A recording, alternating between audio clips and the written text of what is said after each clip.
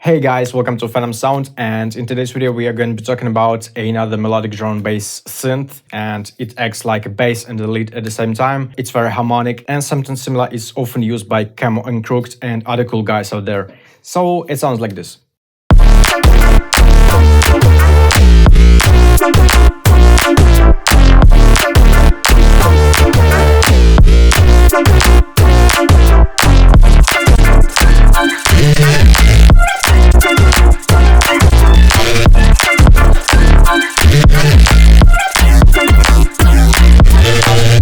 This complete FL Studio project, all of the SERUM presets and samples from it are available on my Patreon page. Also, I have a fresh SERUM preset pack called Annihilation. There are 70 high-quality presets from melodic, baroque and Camo and Crooked stuff to some heavy, badass, noisier and Mayfuse type of basses. So make sure to find a minute to check the preview, the link is below. Right, and the synth in question sounds like this.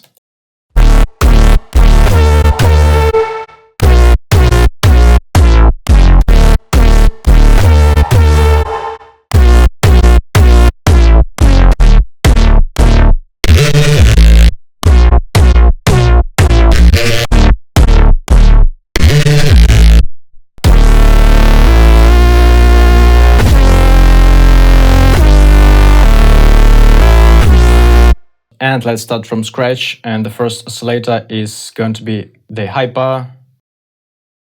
Let's get rid of the post-processing and set the octave at -2. The second one is going to be the saw wave with the semitone set at 7. This is what makes the foundation of our synth. I like to enable the mono legato and setting the porta at somewhere around 90 or 80 milliseconds. And let's enable the sub oscillator, set it to saw wave and set the octave to -2 and the level all the way up.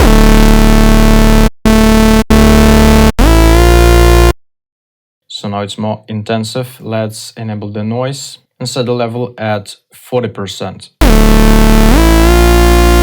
Let's also enable the filter and set it to the reverb. Enable the filtering of the B, noise and the sub oscillators. Move the cutoff all the way up. Set the resonance at 45%. Drive at 50. And jump on the LFO number 1 and make it look like this. Enable that retriggering and set the rate to 2 bars.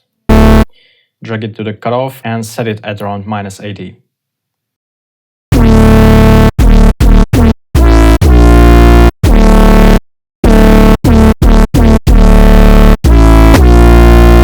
So now it's all nicely filtered. Let's also jump over to the second LFO tab, make it look like this, and set the rate to 1/16 and use it to automate the master tuning to create the vibrato effect. Make it unipolar and set the amount at 1. Over here, select the second LFO.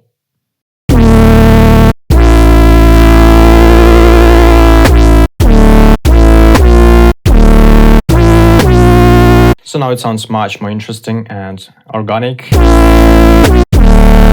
Let's move to the Effects tab, enable the distortion, select the asymmetric one, set the drive at 30,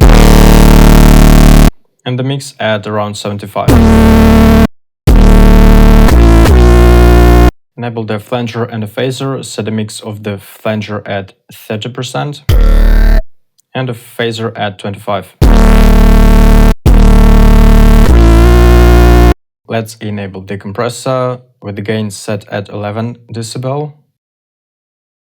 Enable the multiband compression. And get rid of this high frequency sharpness by setting the high frequency compression at around 40%.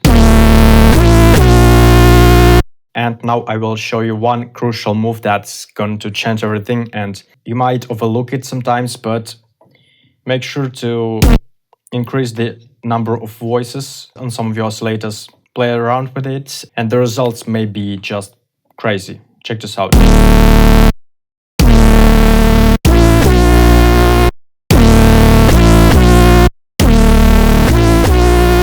Let's set the detune to 0.4.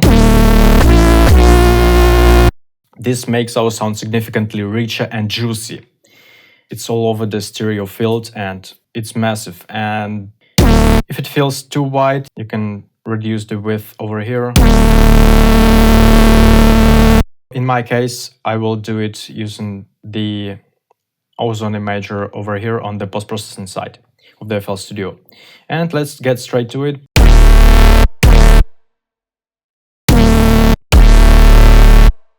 It's not too different from the dry version. There I have an OTT compressor.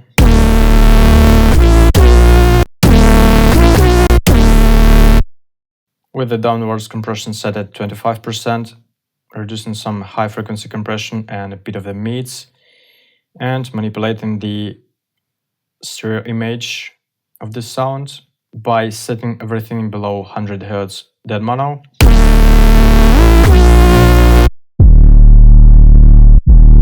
But feel free to cut this part of this bass and replace it with your own sub bass.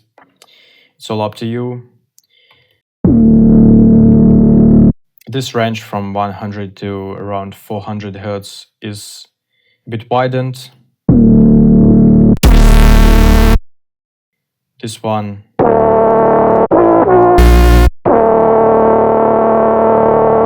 is set to mono.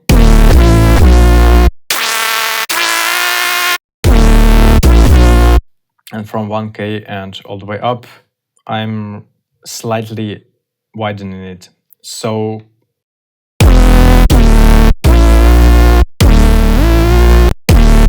the result is also not very dramatic. And then I'm cleaning the sound up a bit using the EQ. I'm reducing the 200 frequency mod and some high frequency sharpness.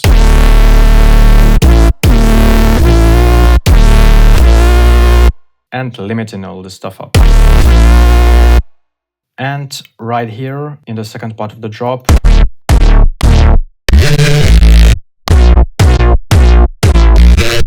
you can hear this sound filtered.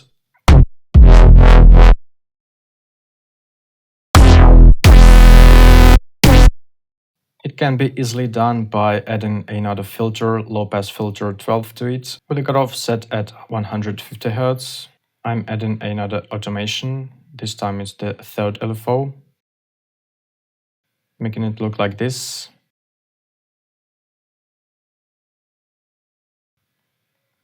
Enabling the retriggering, setting the rate to a half bar, and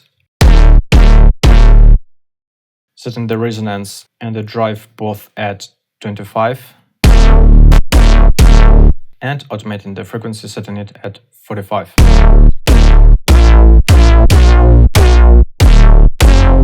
So you can go from this sustained bass to this steady filtered synth, which is cool. And there is one thing you might wonder, why am I using this reverb filter? You could have used this low pass filter 12.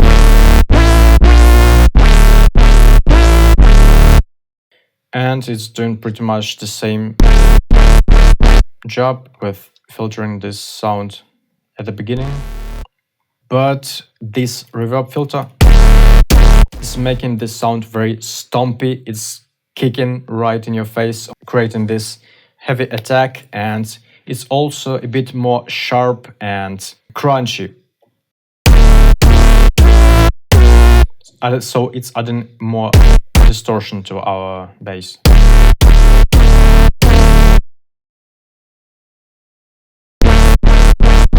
While this low pass filter is super clean, simple, and in this case we want something really distorted. So yeah, this trick with the reverb filter is a nice way to add a pumpy, plucky accent to your sounds with this automation.